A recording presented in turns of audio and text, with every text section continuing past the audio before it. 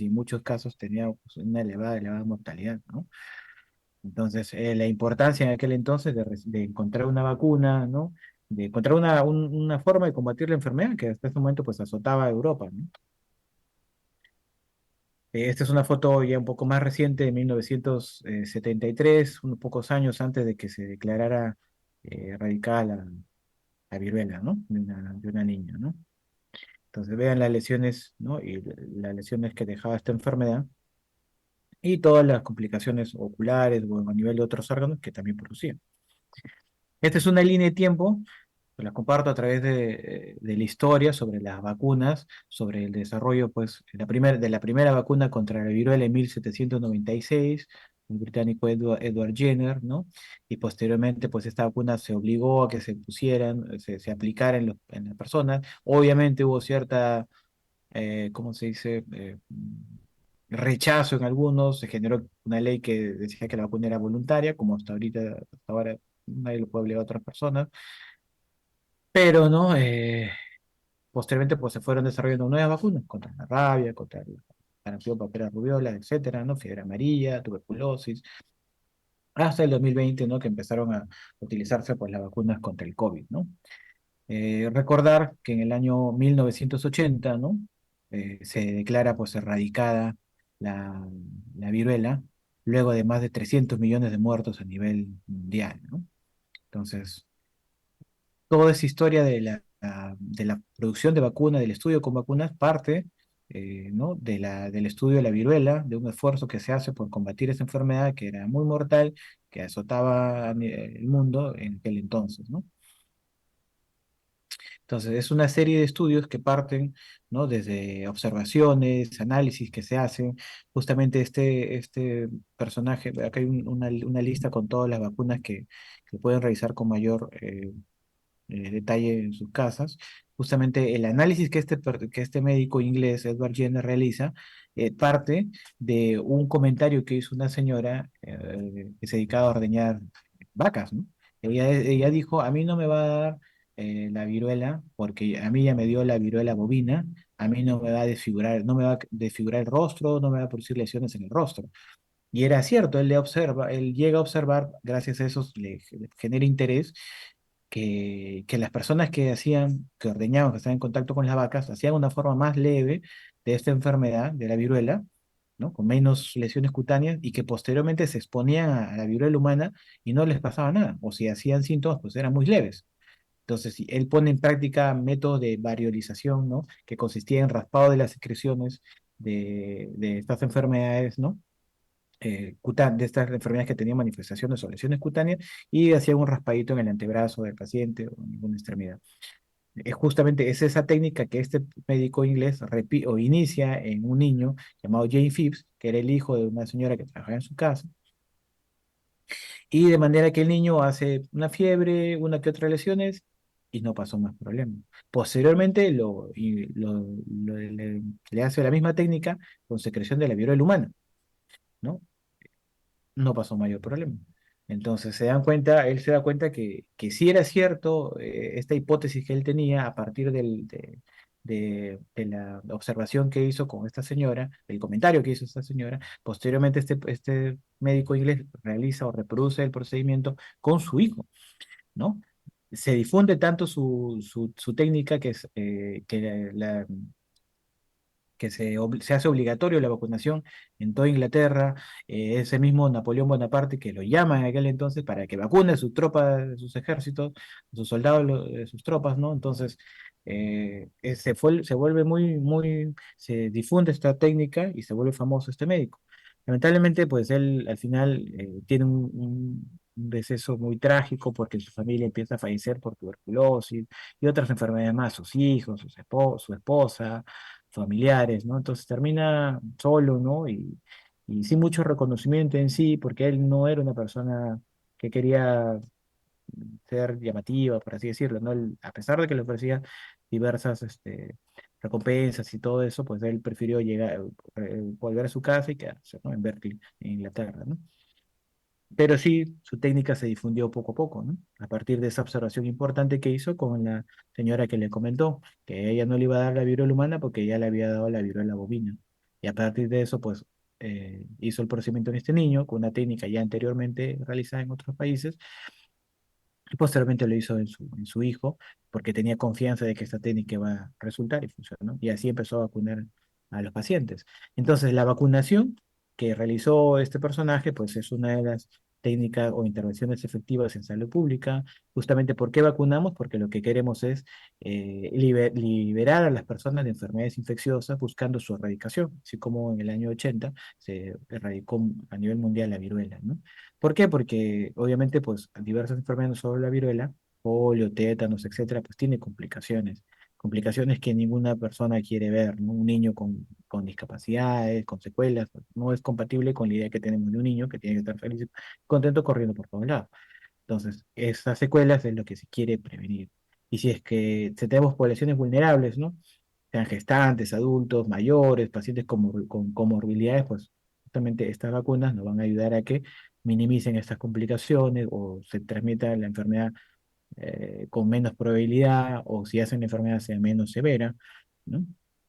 Ese es el objetivo de vacunar, además de generar, ¿no es cierto?, una inmunidad de rebaño o de grupo, ¿no? Justamente, ¿en qué consiste esto? En que, como vemos acá en el gráfico de la izquierda, la mayoría pues son personas no vacunadas, ¿no? Pero estas personas de color rojo son aquellas que están enfermas y cuando no están vacunados, pues una enfermedad como lo del COVID, ¿no? Todos se contagian, arrasa la enfermedad. Pero cuando empiezan a aparecer personas vacunadas que son inmunes o tienen menos capacidad de transmitir la enfermedad porque están vacunados o no desarrollan la enfermedad, pues estas personas que contagian, ¿no? Van reduciéndose en número porque aparecen más personas inmunizadas o vacunadas, ¿no? Y esas personas que por A o B, estas personas azules, no pueden vacunarse, están protegidas por el círculo, por así decirlo, de las personas inmunizadas o vacunadas que no van a permitir la transmisión de la enfermedad, a pesar de que hayan algunas otras personas que por X motivo no se puedan vacunar y de todas maneras hagan la enfermedad de manera muy florida o a través de, o sean portadores, ¿no? O oligosintomáticos, ¿no? Entonces, ese es el objetivo de vacunar a las personas, de vacunar a la población, cubrir, hacer una inmunidad de rebaño, ¿no? La mayoría esté protegido, por OB a los que no se puedan, pues protegerlos de paso, ¿no? Siempre va a haber alguna otra complicación, ¿no? Porque no se puede vacunar a otros pacientes, ¿no? Entonces, esta inmunidad eh, lograda por vacunas es una inmunidad activa porque se producen anticuerpos, ¿no? Y artificial porque nosotros le estamos administrando los anticuerpos preparados, debilitados, con todas las facilidades para que nuestro organismo supere la infección y no haya mayor problema, ¿no? En cambio, cuando nosotros sufrimos la enfermedad, es una inmunidad activa natural, porque no tenemos la enfermedad. Aquí la observación es que cuando sufrimos la enfermedad, pues tenemos el chance o la posibilidad de que uno evolucione bien o evolucione más o menos o tenga alguna complicación. En cambio, cuando uno ya se vacuna, sobre todo cuando son enfermedades con bastante riesgo de contagio, con bastante probabilidad de complicaciones, pues tenemos las mejores oportunidades para sobrevivir con menos riesgos, ¿no? Y eso es lo que se busca, ¿no? Por tanto, el objetivo de la vacunación es justamente generar una respuesta inmune adaptativa, es decir, la formación de anticuerpos a través de las células B, las células T de memoria específicas, de manera que cuando nosotros tengamos una exposición a estos virus, pues tengamos una respuesta inmune o bacterias, tengamos una respuesta inmune rápida y eficiente cuando nos volvemos a encontrar contra el mismo antígeno, ¿no?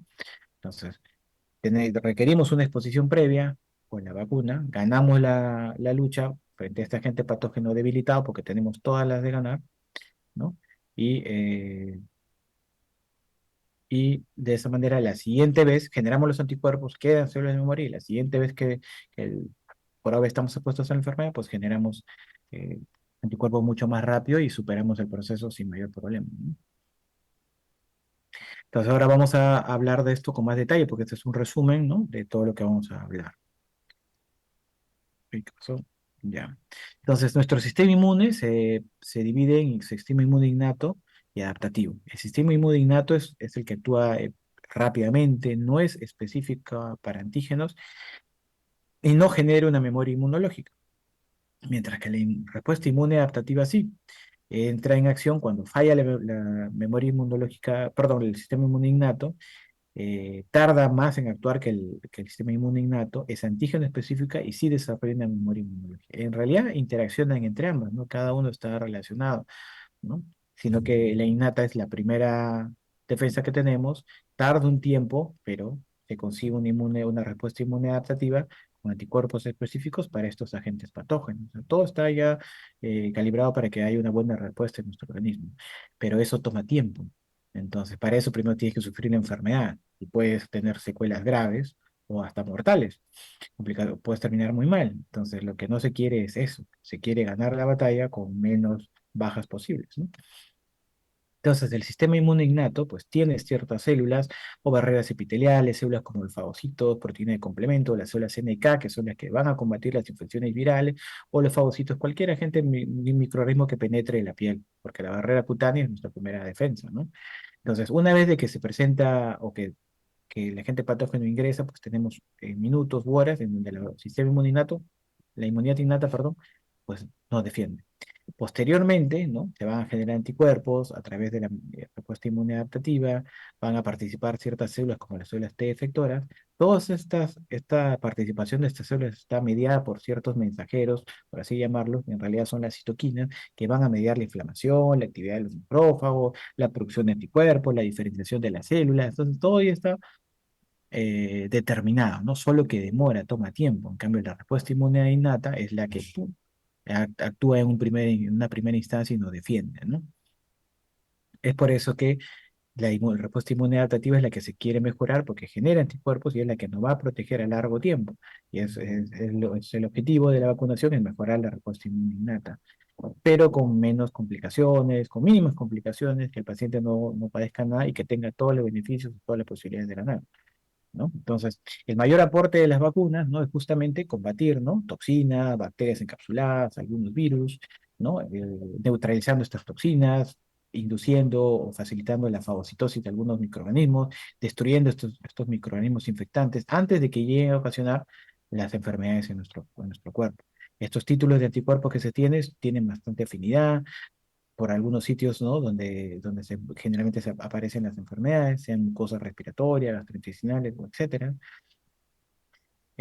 Las células que tiene nuestro organismo, ¿no? Reconocen estos microorganismos o porciones de las células que están dañadas, que en general se denominan receptores de reconocimiento de patrones.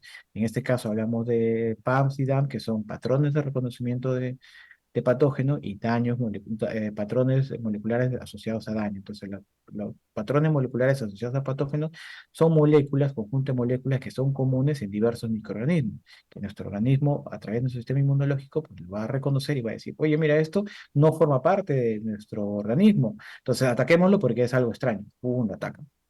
Mira, estos elementos o estas células tienen ciertos cambios, ¿no? Y son células enfermas que se están destruyendo porque son complicaciones de infecciones. Entonces, esta célula tenemos que destruirla porque es algo que nos puede perjudicar. Justamente esos son los patrones moleculares asociados a daño. Y también lo destruyen. Entonces, no es al azar, ya está determinado, ¿no? Cómo funciona nuestro sistema inmunológico a través de sus elementos macrófagos, células dendríticas como presentadora de antígeno, complemento, inmunoglobulinas, todo ya está determinado como mencioné.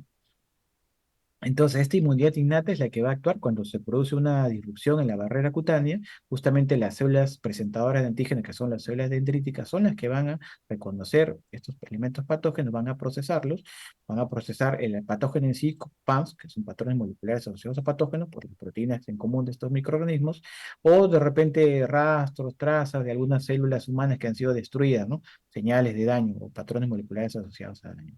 Y estas células dendríticas son las que van a presentar estos péptidos, ¿no? Ya procesados a las células que se encuentran en los ganglios linfáticos, ¿no? En las células vírgenes, en este caso, o de repente también llegan componentes del patógeno de forma nativa hasta estos ganglios y mejoran una respuesta. De manera que estas células presentadoras de antígenos tienen esta capacidad de activar a los linfocitos T o los linfocitos T vírgenes para que se puedan activar, proliferar y formar anticuerpos, unas células de memoria, etcétera, que es todo lo que vamos a ver más adelante. Entonces, estas células B Estos linfocitos B, cuando hablo de linfocitos B hay tres tipos, ¿ah? Linfocitos B1, B2 y la linfocito de la zona marginal del vaso. Entonces, cuando hablo de los linfocitos B, son los linfocitos B2, que es lo más representativo y sobre lo que vamos a hablar. Porque los linfocitos B1 se encuentran en la cavidad peritoneal, cavidad pleural, etc. Entonces, estos linfocitos B2 tienen un receptor, o BSR, receptor de la célula B, y justamente su receptor es una inmunoglobulina, que va a reconocer proteínas, carbohidratos, lípidos, ácidos nucleicos, etc. Y por otro lado, los linfocitos T no son tan suficientes, autosuficientes de reconocer estos elementos extraños a través de sus receptores, sino que necesitan de otra célula, en este caso, la célula dendrítica o célula presentadora de antígeno, que a través de su CHM o HLA va a procesar estos péptidos y se los va a presentar a la célula T para poder activar a estos linfocitos vírgenes, como les estaba mencionando. Entonces, ambos reconocen uno por sí solo como linfocito B y otro necesita la sola presentadora antígeno, los linfocitos T. Ya es distinto. Estos linfocitos vírgenes se encuentran dando vueltas por los ganglios linfáticos secundarios, ¿no?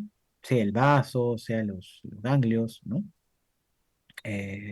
Los tejidos, el sistema MALT, que son los tejidos linfáticos que se encuentran en el tejido submucoso del tracto respiratorio, gastrointestinal o geniturinario. Y también se encuentran. Entonces están dando vuelta por ahí hasta que reconocen un antígeno para los cuales ellos son específicos y empiezan a activarse, proliferan, se diferencian, forman células efectoras, células memoria, ¿no? Y hacen toda una reacción en cadena para que pum, pum, empiecen a adquirir diversas funciones electoras. ¿Ya? Entonces, es importante tener en cuenta que estos linfocitos vírgenes, como les digo, no se van a activar por sí solos, necesitan el estímulo. Justamente están patrullando, como les menciono, por los ganglios linfáticos secundarios en busca de su antígeno específico para el cual han sido producidos, ¿no? Entonces, en el caso de los linfocitos B, una vez de que estos linfocitos B encuentran a su antígeno, que es el AG, se activan, ¿no? Proliferan, hay una expansión clonal y se forman o se diferencian en células llamadas plasmocitos, que son productores de inmunoglobulinas que tienen la misma especificidad que la inmunoglobulina que forma parte del receptor de la célula B, ¿no? Entonces, eso es así como se forma. Además, estos linfocitos B2, por eso le menciono que son B2, necesitan de otra señal. No es suficiente la señal o la activación del antígeno a través del BCR, sino que necesitan una señal de los linfocitos T foliculares. Para que esta respuesta sea mejor, para que forme plasmocitos o células B de vida media larga, ¿no? Y forme células B de memoria. De esa manera se garantiza que haya que se produzcan inmunoglobulinas de alta afinidad que sean plasmocitos de vida media larga, que alberguen o aniden en diferentes lugares y que puedan más adelante formar anticuerpos contra diversos agentes patógenos, y que formen células de memoria que se pueden activar no solo a través de señales del BCR, sino por alguna sustancia, algún mediador químico inflamatorio, como citoquinas, etcétera, que pueden estar en cualquier lugar de nuestro organismo. Entonces, es mucho más eficiente cuando se produce la segunda señal a través de los linfocitos T foliculares. Entonces, el linfocito B2 recibe dos señales. La primera a través del antígeno que se une al BCR y la otra señal con el linfocito T folicular para generar inmunoglobulina de mejor calidad, por así decirlo, y generar células B de memoria, ¿no? Y los plasmocitos que vivan más tiempo. ¿Ya? Entonces, es así como se produce esta respuesta a nivel de los linfocitos B2. Se pasó. Y justamente estas células de B de memoria que se generan nos van a asegurar que en un segundo reencuentro contra el antígeno, pues la respuesta sea más rápida eh, y más eficiente, ¿no? Como pueden ustedes ver en este gráfico, bueno, esa es la primera respuesta, toma tiempo, ¿no?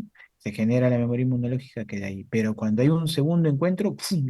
La memoria es mucho más rápida y la respuesta secundaria de memoria es mucho mayor. Se genera mejor o mayor cantidad de células TSD8 que quedan circulando por nuestro organismo.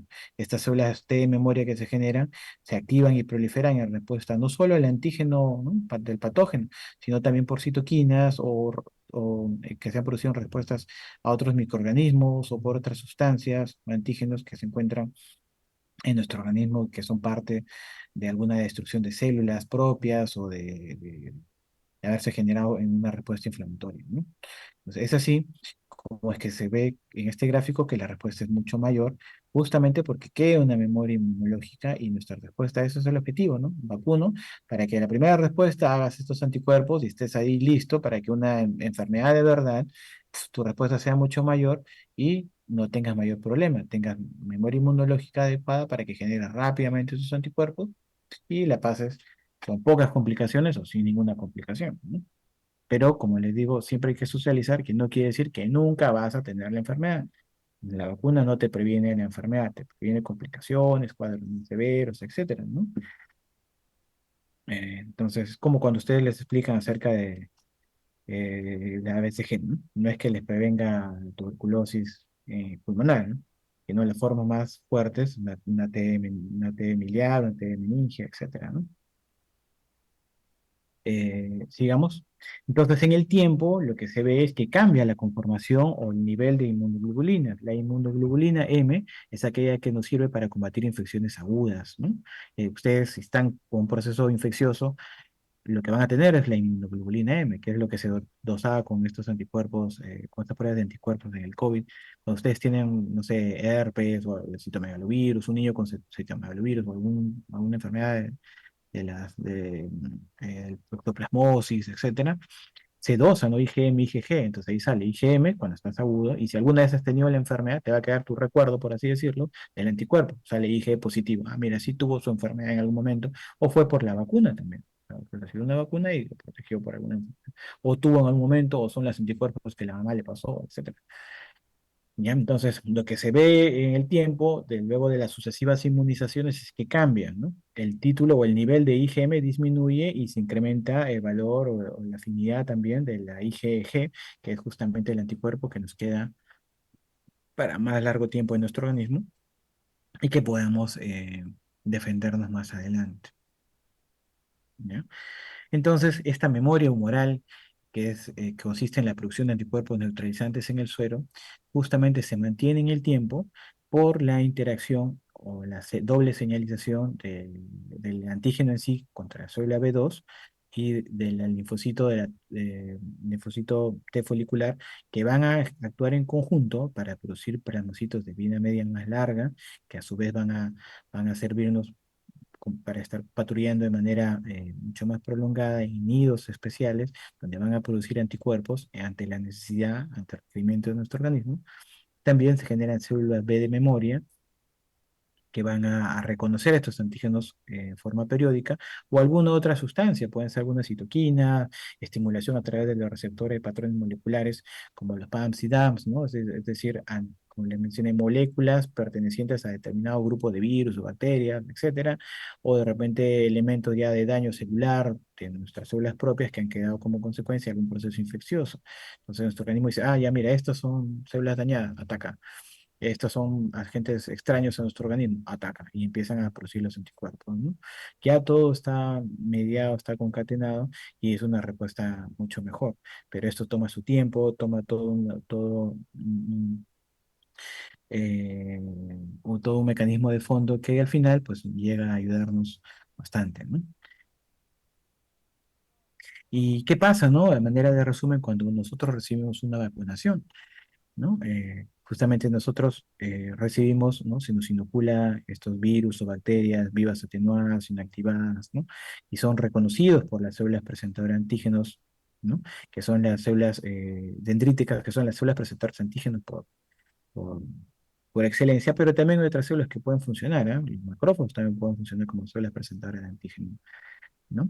Entonces, esta célula dendrítica es la que engloba estos agentes, estos patógenos, los procesa y son estos péptidos o fragmentos de estos virus o bacterias que son presentados en los ganglios linfáticos donde se encuentran las células, eh, linfocitos vírgenes para que estos puedan diferenciarse en linfocitos T, B, activarse, proliferarse, formar anticuerpos, formar células de memoria, etcétera. ¿No? Es más, a veces, como le mencioné, van porciones nativas de este agente patógeno para que sea más fácil el reconocimiento. Entonces, es todo un proceso, no es un proceso no solamente la vacuna y ya está, lo que hay participación de diversos elementos celulares que no se ven. Justamente todo esto de acá es todo un proceso inflamatorio a nivel local, ¿no? Por eso es que quema, por eso se enroquece, por eso es que se inflama, por eso es que duele. Entonces, que ustedes o la mamá dice, uy, le duele mucho, le voy a dar ibuprofeno. Baja la respuesta inflamatoria, no sabemos cuán eficiente será la vacuna en ella. ¿No? Le doy de manera profiláctica y una semana antes que la vacune le voy a dar paracetamol. Bajará también la respuesta inflamatoria. Hay algunos trabajos que dicen que sí. Ahora, si el niño verdaderamente pues hace malestar, hace fiebre, sobre todo los pequeñitos, no te queda otra opción que darle paracetamol. No lo vas a dejar con fiebre de 38, 40, ¿no? Entonces, pero como le mencioné anteriormente, también hay que hablar con los papás, sensibilizarlos y que no vean a la fiebre como su enemigo, sino más bien que es una respuesta esperada, ¿no? En el organismo. Imagínense un niño que siempre lo vacunan y que no da fiebre. Hay personas así, ¿ah? Que son bien, bien raras, ¿no? Entonces, no les llama la atención, ¿no? ¿Será verdaderamente su respuesta inmunitaria así? Hay personas que tienen marcadores para algunas enfermedades positivos y no tienen, ¿no? Por ejemplo, hay pacientes que les sale VRL positivo toda la vida y no tienen, nunca han tenido. Y hay una retirada, un cruce con ciertas enfermedades aparentemente infectados, pero en realidad no tienen. Puede haber algunas variaciones, ¿no? Pero la mayoría de los pacientes va a ser dolor, va a ser fiebre, va a ser algún proceso inflamatorio. Pacientes, imagínense pacientes con una inmunodeficiencia que nadie sabía, recibe una vacuna viva atenua, se complica. Entonces, todas esas cosas se tienen que preguntar, no pasar de lado. Y mientras que están preparando la vacuna, ¿no? Conversar con la mamá, explicarles un poquito, mamá, tal cosa, no te asustes, es probable que haga fiebre, ustedes ya saben, ¿no? La experiencia que tienen, pero siempre recalcándoles, ayudándolos a papás para que son nuevos papás, son papás primerizos, ayudarlos para que ellos también generen conciencia y puedan transmitirles la información correcta a sus hijos, porque si no la prima de la mamá, de la tía, del primo, de su vecino, le va a decir X cosa y eso se van a acordar para toda la vida. Y lo que ustedes le digan, no se van a acordar. Entonces solo nos queda repetirle hasta el cansancio para que algo les pueda quedar de información, ¿no? Entonces, esa vez, una vez de que nos vacunamos, pues nuestro sistema inmunológico tiene todas las armas, ¿no? Y toda la posibilidad de ganar y derrotar a estos gérmenes que se encuentran debilitados, muertos, o son partes de gérmenes incluso, ¿no? Entonces, no hay forma de que nosotros logremos, es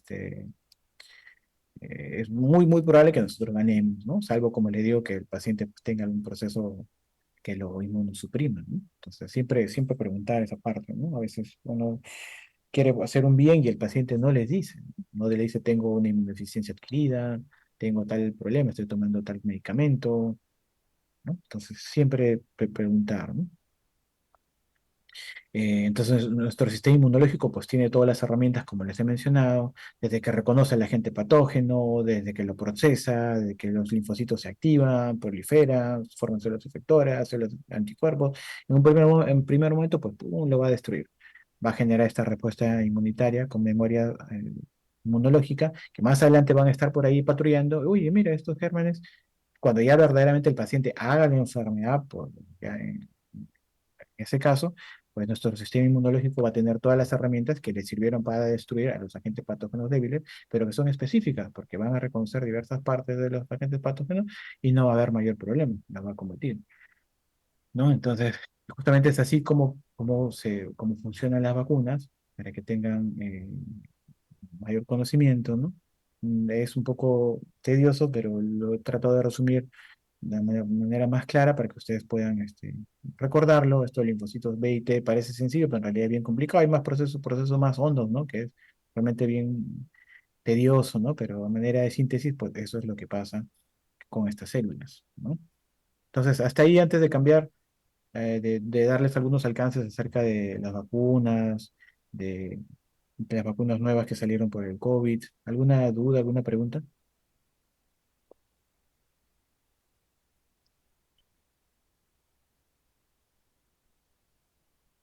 Acá mencionaron las personas ya no quieren vacunarse porque dicen que desde que se vacunaron quedó el dolor del brazo u otras dolencias, en ese caso, ¿qué debemos responderle? Sí, sí es cierto, ¿ah? Hay muchas personas que, espérenme un minuto que mi batería se está acabando, un minuto. Eh, ahorita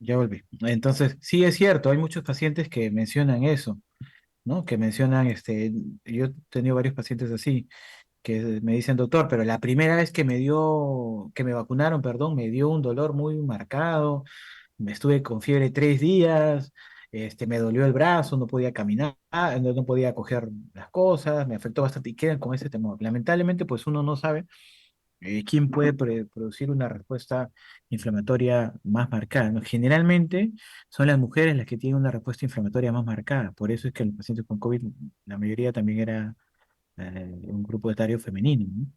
Entonces sí me he dado cuenta, porque son casi contaditos con los dedos los varones que dicen, sí, me dolió tanto por tantos días. No, generalmente, haciendo memoria, son las mujeres las que han tenido este problema. Deben de tener alguna respuesta inflamatoria, alguna predisposición, como sí se ha visto, a generar respuestas o citoquinas proinflamatorias en mayor cantidad. Por eso es que los cuadros de COVID también abundaban en casos de en mujeres, ¿no? Entonces lo que hay que hacer es quitarles el temor.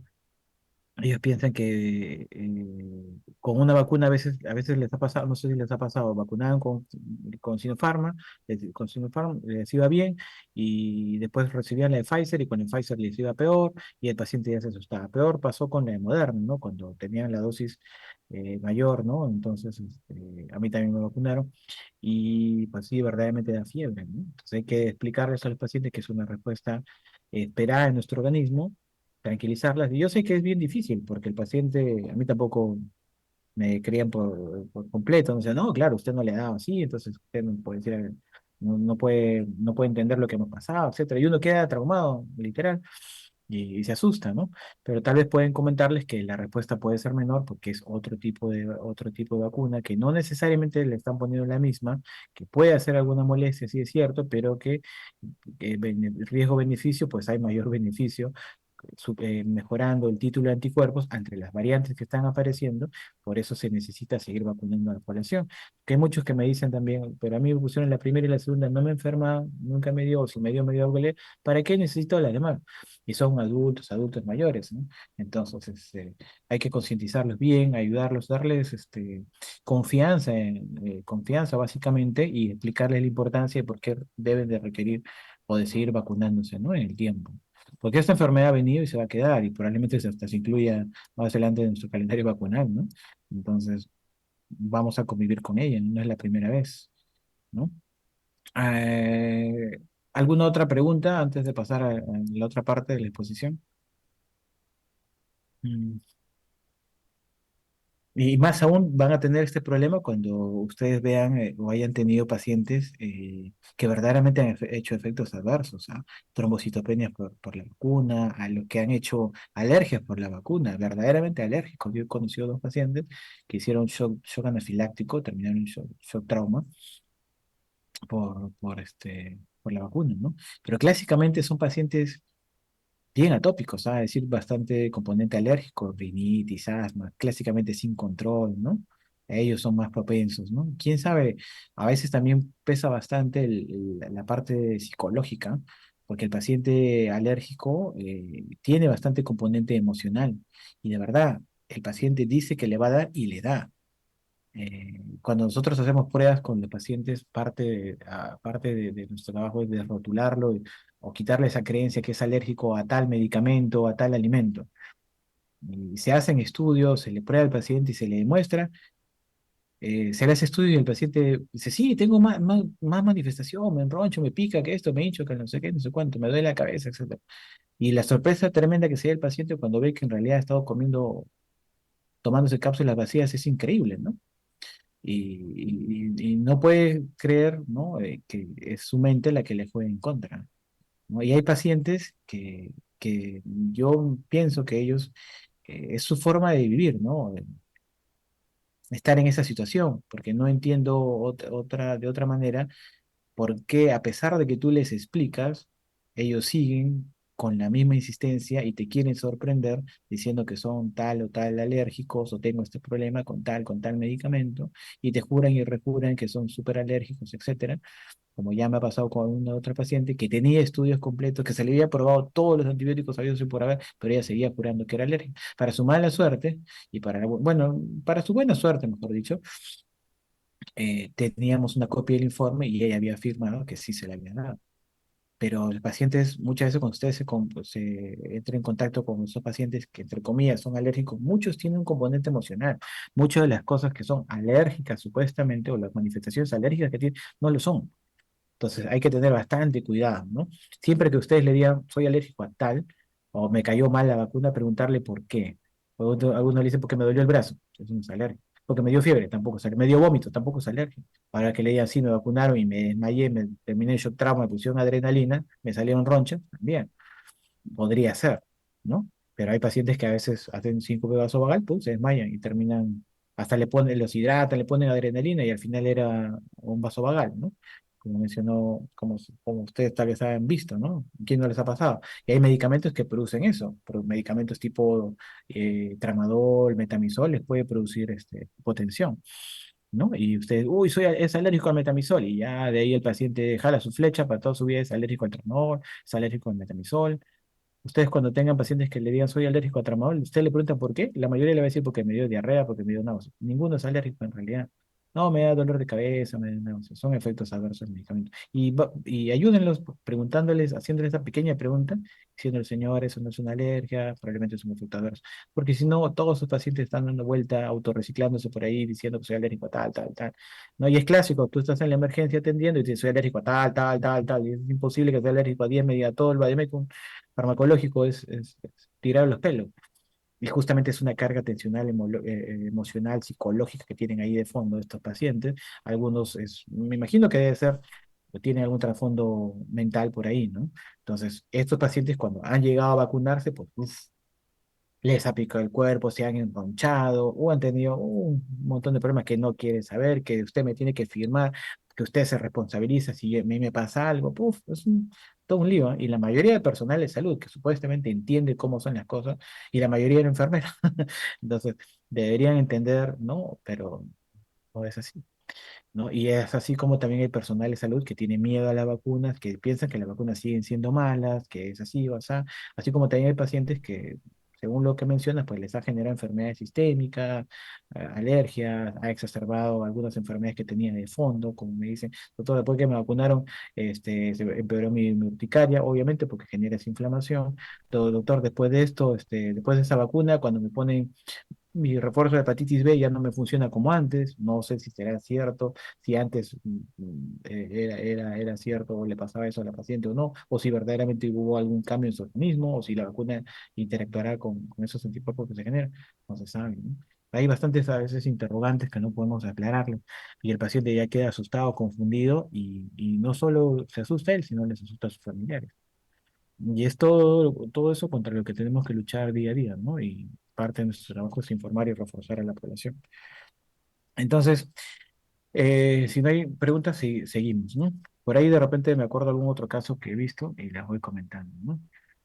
¿Ya? Entonces, siempre es importante, ¿no? Cuando ustedes vacunen, pregunten también sobre reacciones alérgicas, ¿ah? Los niños son alérgicos al huevo. No es necesario al niño que es alérgico al huevo que no lo vacunen contra influenza, contra el SPR, fiebre amarilla. Puede vacunarse. Tal vez los cuadros más severos de alergia al huevo sí se tiene que tener cuidado con la vacuna de fiebre amarilla. Se puede observar, vacunárselo por partes, ¿no? Fragmentado como una exposición controlada básicamente, pero no quiere decir que no pueda recibir su vacuna contra influenza, contra CPR, etcétera. Pueden vacunarlo normal. No es necesario que esté dando vueltas el niño, doctor, no me quieren vacunar porque es así, o sea, no. Y a veces hay pacientes que me he topado que son alérgicos al huevo, ¿no? Y yo le digo, señor, y veo su carnet de vacunación, pero tiene todas sus vacunas completas. Y no le han preguntado por esto huevo. No, nunca me preguntaron si era alérgico, ¿no? Eso también es importante, ¿no? Ya se van al otro extremo. O no preguntas y exageras o no preguntas nada. Entonces, siempre preguntando, no olvidarse de preguntar. Porque qué tal si verdaderamente este niño tenía una reacción bien fuerte frente al huevo, ¿no? Entonces puede complicarse, ¿no? Pero como le digo, generalmente estas vacunas tienen eh, porciones pequeñas de proteínas de huevo, entonces no le va a pasar nada. Salvo con la fiebre amarilla, que sí es una preocupación, ¿no? Cuando ha tenido una reacción moderada, severa, una anafilaxia, al mínimo, ¿no? Si no, no se asusten, ¿no? Entonces, seguimos. Entonces, como ustedes saben, las vacunas, ¿no? Son compuestos que estimulan nuestro sistema inmunológico para producir anticuerpos, generar y protegernos contra enfermedades, ¿no? Vacunar es el acto de administrar la vacuna e inmunizar es la consecuencia, en donde un paciente produce anticuerpos, ¿no? Para lo cual es vacunado. Esta vacuna es una preparación viable, inerte, que es utilizada como un inmunógeno para conferir inmunidad en el paciente. El objetivo justamente de recibir este microorganismo vivo, muerto, atenuado, etcétera, muy inactivado, es que genera una respuesta protectora y duradera en el paciente. Por lo tanto, la vacuna debería ser eficaz, ¿no? Proteger contra todas las variantes antigénicas, protegernos a todos los individuos, generar una buena memoria inmunológica que esté al alcance de todos, que no intervenga con pruebas diagnósticas, que sea inocua, fácil de administrar y estable, ¿no? Que sea fácil de transmitir hasta los lugares más recónditos del país, ¿no? Para que se pueda brindar a toda la población. Y el objetivo de vacunar, como mencioné, es generar anticuerpos y además, pues obviamente, generar toda la respuesta inmunitaria por parte de la enfermedad infecciosa, pero sin daños o lesiones pues mínimas, no complicaciones mínimas, ¿no? Entonces, para que más adelante cuando nos enfermemos, pues no haya tanto riesgo o complicaciones como si no tuviéramos ninguna defensa, sobre todo en enfermedades que han sido muy graves anteriormente, ¿no? Entonces, vacunar es todo un proceso activo para que el organismo desarrolle inmunidad. A través de la vacuna se nos pasa el agente patógeno vivo, atenuado, inactivado, ¿no? Para que nosotros podamos generar anticuerpos. Por eso que es una inmunidad activa artificial, porque nos la están dando. Muy activa porque generamos esos anticuerpos. Hay formas de inmunidad pasiva, sí, en donde ya se nos administran anticuerpos hechos por otros seres vivos, ¿no? Estas vacunas tienen, además del antígeno, ciertos adyuvantes, ciertos excipientes más que van a preservar el antígeno, van a impedir que se formen microorganismos, van a mejorar su capacidad, su reactogenicidad, la formación de anticuerpos, ¿no? Es mucho mejor con estos elementos, sea el timerosal, sea algunos antibióticos, en la vacuna contra el sarampión, etcétera, ¿no? Entonces, también preguntar, nunca se olviden si soy alérgico a tal medicamento, aunque cuando son pequeñitos, pues es poco frecuente que el niño ya sea alérgico a algún antibiótico, ¿no? Que generalmente tendría que ser, en nuestro medio, alérgicos a antibióticos, conozco a adultos, ¿no? Generalmente los niños, y esto es algo que me estaba olvidando de mencionarle, ustedes que ven bastante población pediátrica, muchos de los papás les va a decir, cuando le di paracetamol o le di amoxicilina, mi hijo se enronchó y tiene 4 añitos, 5 añitos. Lamentablemente, a veces no se conoce esto, pero el 70-80% de los casos de urticarias agudas en niños son de etiología viral o bacteriana, generalmente viral. Es decir, en ese momento tu organismo está con el proceso viral, tú le das antibiótico, le das ibuprofeno, le das paracetamol, cualquier medicamento que tú le des, hasta agua, y puede reaccionar, se enroncha. Y erróneamente le dices, es alérgico a la amoxicilina y ya de esa manera lo rotulaste de por vida que es alérgico. Y si no le pregunta a alguien, la mamá jura, y yo, así como encontré pacientes de 50, 60 años que le dijeron que era alérgico al medicamento, a la penicilina, porque le hicieron una prueba en el ojo que no es válida y que no sabe Dios qué le habrán hecho. Peor todavía, ahí ni siquiera se enronchó, fue porque le echaron en el ojo. Entonces, y muchos pacientes que he encontrado que se han enronchado, ¿no? Son pacientes atópicos, tienen rinitis, su mamá es asmática, su papá tiene rinitis, tiene una piel sensible, etcétera. Entonces, hacen urticarias. Cuando su mamá le diga, no, que le dieron amoxicilina ¿y qué le pasó, mami? Ah, se enronchó, ya. Sería bueno, ¿sabe qué? Que lo evalúe un alergólogo porque posiblemente no sea alérgico, la mayoría de veces no lo son. Que ayúdenlo, porque a los 3 4 añitos ese niño está con el rótulo en su cabeza que toda su vida nunca va a poder utilizar penicilina. Cuando tenga una apendicitis, cuando tenga alguna infección severa, su principal indicación son los betalactámicos y el médico va a decir, no te puedo dar, porque tú eres alérgico a tal, y erróneamente se evita darle medicamentos, se le da uno de segunda línea que no es tan efectivo como el primero y se complica y toda una serie de problemas. Y para remate, el niño nunca fue alérgico a la penicilina y tuvo todo un problema. Cuando tengan esos datos, sea con paracetamol, con ibuprofeno y el niño se ha enronchado, hizo una urticaria aguda, digan que lo evalúe pediatra, que le sugiera evaluación por alergología, inmunología, para que vean, la mayoría de veces no es alérgico. ¿Ya? Y lo mismo le pasa a pacientes adultos que tienen urticaria de fondo o que tienen un proceso infeccioso. Conocí una señora, una adulta mayor, que le dieron antibióticos por una infección urinaria, reaccionó con ceftriaxona. Le pusieron ceftriaxona, reaccionó con, perdón, ciprofloxacino, reaccionó. Le esperaron, mejoró su cuadro, le pusieron vancomicina, reaccionó. Le pusieron meropenem, reaccionó. Con todos los antibióticos reaccionó. Supuestamente era una alérgica a 1000 medicamentos. Mentira, no era alérgica a nada. La señora le pasamos suero fisiológico, su dieta hipoalergénica, mejoró. Cuando volvió, se le pasó antibióticos, se le hizo PrEP, nunca era alérgico a nada. Pero en ese proceso infeccioso, la abuelita pum, reaccionaba con todo lo que le diera, pum, pum, pum, pum, reaccionaba. Lo mismo pasa en los niños, puede pasar lo mismo. Entonces, pero también hay pacientes que verdaderamente son alérgicos. Entonces hay que diferenciar, ¿es alérgico o no? Pero la mayoría de niños no lo son. Y también puede pasar en pacientes adultos con trasfondo urticaria. Generalmente los adultos mayores tienen bastantes cuadros de urticaria y se puede exacerbar con diversos medicamentos porque su sistema inmunológico está tan alterado que lo que tú le des en ese momento reacciona, se enroncha y simula una alergia, ¿sí? Porque las lesiones son muy parecidas, solo que no es un cuadro tan severo. ¿Qué alergia la mejora solo con clorfenamina o con cetiricina? Imposible, si no le pones adrenalina, no cuentas tu historia. Entonces, de eso ténganlo en cuenta. Entonces, bueno, hay cuatro tipos de vacunas. Hay vacunas, bueno, es más todavía, ¿no? Esa es la que clásicamente conocíamos, de ahí viene la de ARN mensajero, ¿no? La vacuna del COVID, la del virus inactivado también. Entonces, vivas atenuadas, las inactivadas, las vacunas por subunidad y toxoides, ¿no? Entonces, hay vacunas vivas atenuadas, inactivadas, virales o bacterianas. Justamente las vacunas vivas atenuadas, el patógeno se encuentra debilitado y la respuesta inmune es casi idéntica a la natural porque es una vacuna viva atenuada. Es decir, todavía se encuentra debilitado, pero todavía se puede dividir. Y justamente es por eso que tienen que tener cuidado con los pacientes con inmunodepresión o inmunosupresión de fondo, porque puede volverse contra ellos la vacuna y generan una enfermedad. SPR, rotavirus, fiebre amarilla, varicela, polio. Entonces, esta atenuación consiste en disminuir la virulencia de este agente patógeno, pero conservando su inmunogenicidad, de tal manera que disminuye la capacidad de producir una o de causar una enfermedad, pero todavía está presente. En un paciente inmunocompetente no hay problema, pero en un paciente inmunosuprimido sí hay problema. Las vacunas inactivadas en este caso son inactivadas por calor o por otros agentes químicos, entonces el virus viable pasa a ser un virus inactivado, ¿no? Esta vacuna es más segura ya que no se replica en el huésped, tiene una respuesta escasa o nula mediada por los linfocitos T, su respuesta inmune no es tan fuerte, por eso es que se requiere refuerzos o sustancias adyuvantes en el tiempo. La vacuna de la influenza, todos los años nos vacunamos, ¿no? La vacuna de polio requiere refuerzo, la vacuna de la rabia, varias veces, ¿no? Después de que hemos tenido algún contagio de rabia. Eh, entonces, estas vacunas se diferencian justamente en el número de dosis, menos dosis o una dosis de las atenuadas, varias de las inactivadas. La capacidad de la reactogenicidad es mayor de las vacunas atenuadas, a diferencia de las inactivadas.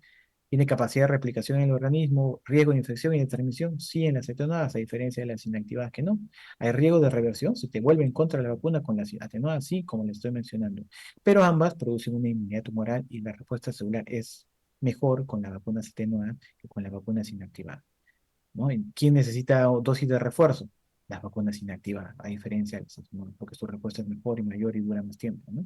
Pero digamos que son peligrosas, entre comillas, con los pacientes que tienen alguna supresión de fondo, ¿no? Ahora, las vacunas por su unidad son aquellas que tienen porciones de patógenos, que son proteínas o proteínas de patógeno, que son la parte más inmunogénica del patógeno, ¿no? Es decir, los antígenos. Estas proteínas, estas vacunas son vacunas por polisacarios, que son independientes, la respuesta es independiente, los linfocitos T solo funcionan o solo actúan en este caso los linfocitos B. No es muy efectiva la vacuna, no funciona en menores de edad, los polisacarios, no proporciona una memoria y requiere dosis repetidas y es mucho más efectiva y duradera conjugada a proteína. Es por eso que existe la vacuna, la tetravalente, que es conjugada, que se le da a menores de edad, porque los linfocitos no funcionan a esa edad correctamente, los linfocitos de la zona marginal del vaso, pero sí necesita una proteína que se adhiera al polisacario para que sí sea reconocido y pueda generar toda una respuesta inmunitaria por los linfocitos B2. Entonces, eh, esa es la explicación de por qué le dan vacuna tercevalente a los niños menores de 2 años. ¿Ya? Por si alguna vez tal vez se han preguntado, alguien les ha preguntado. Además de la vacuna del neumococo, está la Haemophilus influenza, la hepatitis, tos convulsiva, meningococo, ¿no? El virus papiloma humano, etcétera, ¿no? Eh, ya, vacunas por toxoides, ¿no? Que son vacunas contra las toxinas de los patógenos, sea el Clostridium tetani, el Corynebacterium diphtheriae, ¿no? Los ayudantes son aquellos que organizan y potencian la respuesta inmune y le confieren proteínas inmunoestimuladoras al antígeno, como por ejemplo algunas preparaciones con aluminio, ¿no? Estos ayudantes tienen un efecto de depósito, se absorben lentamente y generan mayor inmunidad, ¿no? Facilitan la captura antigénica por parte de las células presentadoras de antígeno, ¿no? Y facilitan el direccionamiento hacia las células presentadoras, ¿no? Del agente patógeno para que sea más fácil que lo capturen y lo procesen. Aumenta la estimulación por parte de las células presentadoras de antígeno a través de la estimulación de los receptores, como los patrones de reconocimiento de patrones que hemos hablado, ¿no? Perdón, patrón de reconocimiento de receptores, ¿no? Eh, Algunos de estos están basados en componentes virales o bacterianos, ¿no? Sean virus o que pueden estimular estos patrones de reconocimiento, estos receptores de reconocimiento de patrones y generan una inmunogenicidad intrínseca. Hay otras sustancias químicas cuya capacidad ayudante se conoce, pero de forma empírica, ¿no? Entonces, estas sustancias lo que generan es mejor absorción del antígeno para que la célula presentadora pues, tenga mayor capacidad de unirse a estos, los presente mejor, los procese mejor, los presente mejor a los linfocitos B y T de las células vírgenes en los ganglios linfáticos, ¿no? Y pueda generar una mejor respuesta inmunológica. Eso es lo que van a ayudar, van a hacer, ¿no? Entonces, y pasamos a otras vacunas, ¿no? Que son justamente las que se desarrollaron para esta pandemia, ¿no? Y hubieron eh, toda una corriente todo un proceso acelerado para la producción de vacunas, ¿no? A la mayoría del personal de salud, al inicio, pues nos vacunaron con Sinopharm, todos se peleaban, ¿no? Todos querían Pfizer, yo no quiero Pfizer. Cuando tú decías Sinopharm, te miraban así, ¿no? ¿Cómo que recibió Sinopharm? Yo recibo Pfizer, ¿no? Pero los de Pfizer se enfermaban y tú no te enfermabas. Ellos se iban al extranjero a vacunarse, se vacunaban y volvían con COVID porque se habían enfermado en el avión, se habían contagiado en el avión. Uf, toda esa desesperación. No sé si se dieron cuenta que era una histeria, pero masiva, que, que es unos años bien marcados, ¿no? Tal vez ustedes también lo han vivido, igual que yo, y recuerdan algunos casos o anécdotas, sería bueno que lo comenten más adelante, ¿no? Entonces se generaron una serie de vacunas, diversas empresas pues empezaron a generar sus vacunas, sobre todo la de Moderna, Pfizer, en nuestro país llegó la vacuna china, ¿no? Sinopharm. Entonces, bueno, de una u otra manera, todas estas vacunas lo que hacían era generar una respuesta inmunológica, sea a través del ARN mensajero, ¿no? que se, que se replicaba dentro de nuestras células, ¿no? Luego de ingresar, obviamente, a nuestro organismo, a través de vacunas con virus inactivado, con la vacuna de Sinopharm o el Sinovac, a través de, de el ARN mensajero, como le mencioné, o de vector viral replicante, como el caso de la Sputnik 5, ¿no? Todas estas vacunas lo que generaban, ¿no? Al final, ustedes pueden ver acá, la mayoría eran vacunas con dos dosis, ¿no? ¿Se acuerdan al inicio que eran, no? Sí, que cada 21 días, etcétera. Eh, Después otras no, que hasta 90 días que puedes recibir la otra vacuna, etcétera. Entonces, iba mejorando cada vez el título, justo cuando bajaba el título de anticuerpos, te mejoraba con otra segunda dosis, ¿no? Entonces, las vacunas virales, ¿no? Con el RNA mensajero, con virus inactivado, en general, pues producían una serie de anticuerpos, ¿no? Cuya finalidad era mejorar o generar una serie de reacciones inflamatorias cuya finalidad era mejorar la producción de linfocitos B para crear anticuerpos que bloquearan este nuevo coronavirus y además estimular los linfocitos T para que a través de la respuesta celular puedan destruir las células infectadas también. Entonces fue una carrera, ¿no? De quién era la mejor, cuál era la mejor vacuna, cuál salía primera, cuál era la más barata, cuál era la que llegaba a más países, etcétera, ¿no? Entonces, por azar del destino, nos llegó la Sinopharm, ¿no? El azar del destino, entre comillas, ¿no?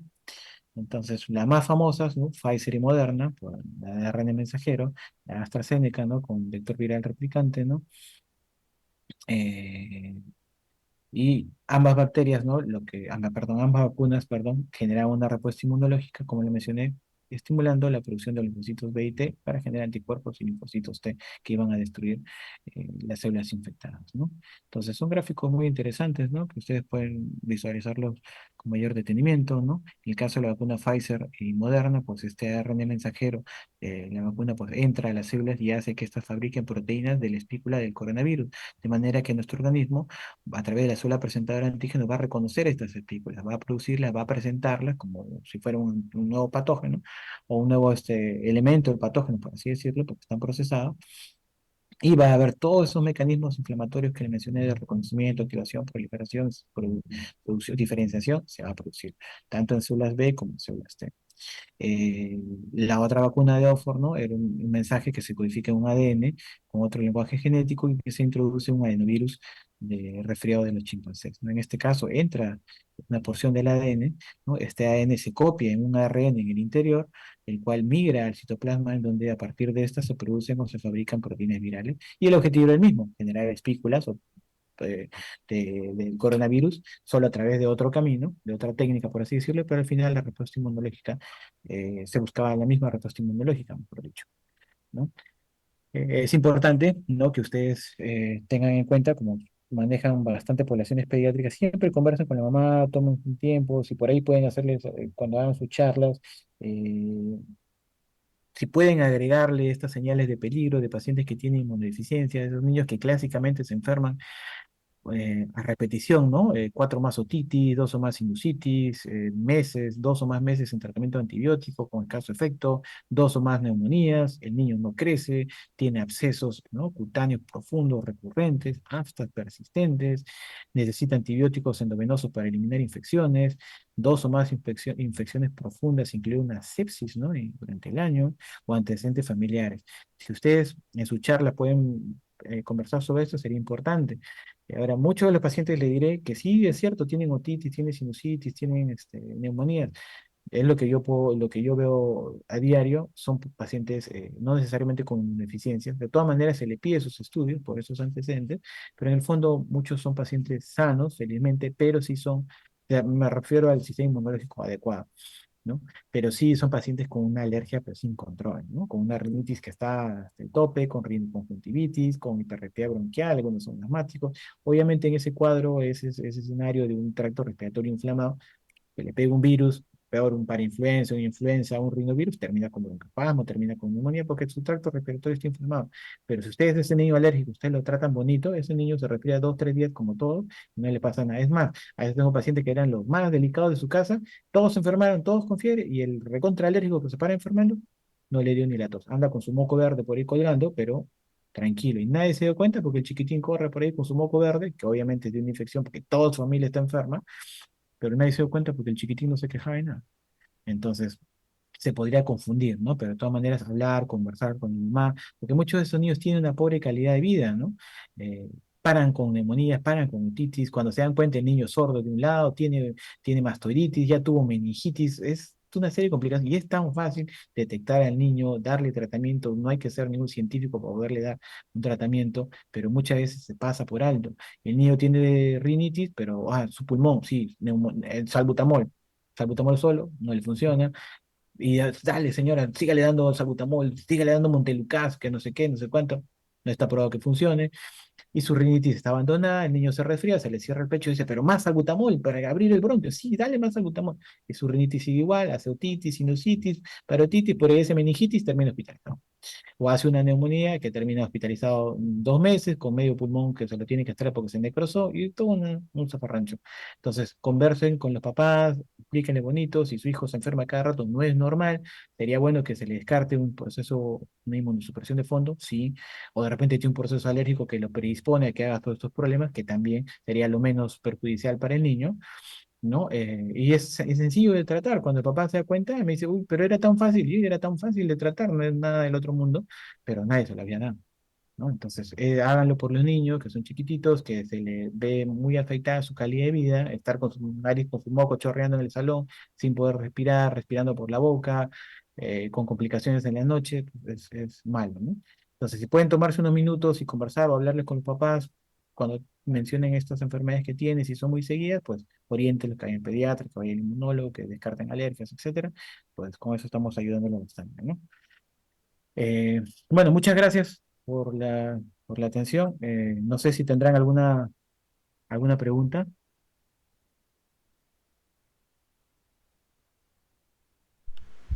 Sí, excelente exposición, doctor Pierre. Bueno, vamos a iniciar con la Gracias. ronda de preguntas. Recordarle a nuestros participantes que pueden hacer sus consultas a través del botón del chat o pueden levantar su manito por Zoom para que podamos activarle su micrófono y así puedan participar todos.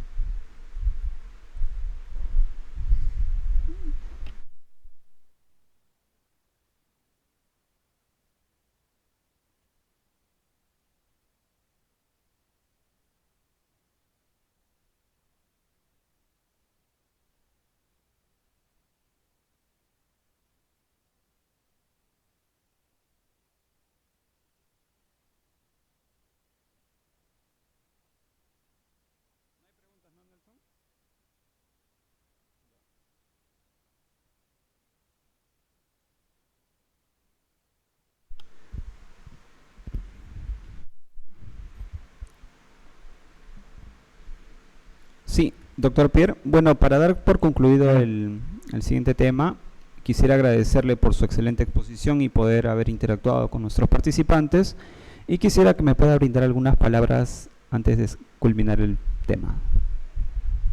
Sí, no, más bien muchas gracias por la invitación. Todos los años participo en el curso que usted desarrolla.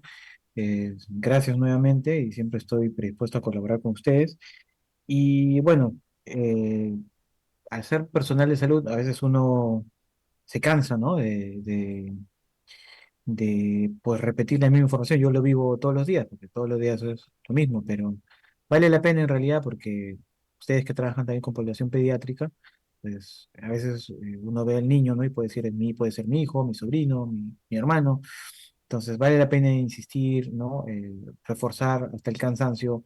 Como le dije, nos falta bastante, tenemos nuestra población le falta muchísima educación. Como le dije, la desinformación es la que abunda en el país y tenemos que seguir repitiéndolo. Ayuden a los pacientes, conversen con las mamás, oriénteles con la información que les he dado acerca de los pequeñitos que tienen algún proceso respiratorio a repetición. No es calidad de vida el niño que todos los veranos, todos los inviernos se la pasan nebulizándolo. Hay mejores formas de tratar, hay tratamientos que lo llevan casi a la normalidad. Ese niño que anda con mocos, que anda en su salón chorreando su moco, que para con fiebre, que falta al colegio, que se ve afectada su calidad de vida. No es necesario que viva, a veces pasa desapercibido. El paciente alérgico que tiene compromiso inmunológico necesita una atención pronta porque se deteriora su calidad de vida. Un niño que es asmático, que toda su vida va a estar con asma, su pulmón termina súper dañado a los 30, 40 años. Peor si en la casa hay pacientes que fuman, hay mascotitas que tal vez no las asean, está rodeado de peluches, etcétera. Vive en un distrito muy húmedo, en general Lima es húmedo, pero hay distritos más húmedos que otros, ¿no? Pacientes con muchas creencias erróneas acerca de las vacunas, acerca de los medicamentos, por ahí piensan que son alérgicos a mil cosas, lo cual no existe, ¿no? Salvo ciertos casos puntuales, ¿no? Y sí es cierto, hay pacientes que verdaderamente le han pasado feo con algunos efectos adversos que prácticamente han quedado con estrés postraumático, y más estrés postraumático se los genera el mismo personal que los atiende, ¿eh?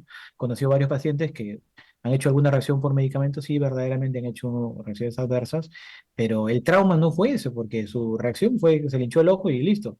Pero el trauma fue lo que le dijeron y la niña está en tratamiento con psicólogos, con psiquiatras, porque quedó con estrés postraumático porque le dijeron te podías haber muerto y no todos reaccionamos igual. La chica lo interesó bastante que no quería saber nada, ni con vacunas, ni con medicamentos, ni nada. O sea, era una chica así que no la podías tocar. Entonces, ahí tenemos que tener bastante cuidado con lo que le digamos al paciente, cómo lo va a tomar la mamá. No todas las mamás tienen la misma preparación, hay que tener en cuenta eso también, o sea, decírselos con manera sencilla para que puedan entenderlo y no asustarlos, no generarle demasiado temor, porque ellos lo van a pasar a sus hijos, a sus primos, a sus vecinos, etcétera, y hace una reacción en cadena y todo se desinforma. Entonces, repetir, como le digo, ayudar a estos niños, ayudar a las mamás a que entiendan, seguir con la campaña de vacunación. Siempre va a haber grupos poblacionales que son reacios a la vacuna, pensando que le va a hacer daño, que van a modificar su ADN, que le van a poner un chip 5G, etcétera. Siempre va a haber.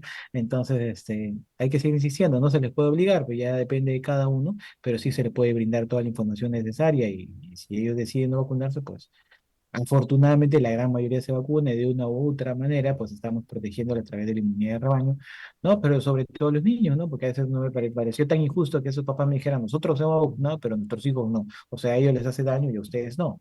Es una actitud muy egoísta, ¿no? En ellos, pues, según ellos era protectora, pero, o sea, bien se protegen ellos, pero a sus hijos no.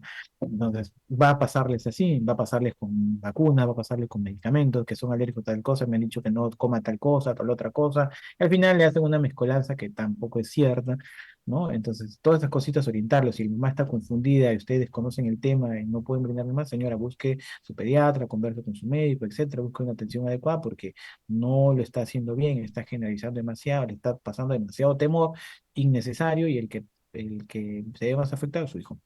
¿Ya? Entonces, pensemos en que el paciente que va a tener mayor complicaciones es el niño. De esa manera, pues no nos cansamos y queremos que el niño esté lo mejor posible, más sanito posible y continuar con nuestra labor, que hasta el cansancio, porque no hay otra forma de poder mejorar esto en nuestro país, ¿no? Bueno, muchas gracias y si por ahí tienen alguna duda, de repente se acuerdan de algo o quieren contactarme, pueden escribir para poder conversar un rato y si se animan a hablar en unos minutos, genial, genial, pero creo que nadie ha escrito. Entonces, muchas gracias por la invitación y hasta la próxima, ¿no? Sí, muchas gracias, doctor Pierre. Un gusto. Hasta otra oportunidad.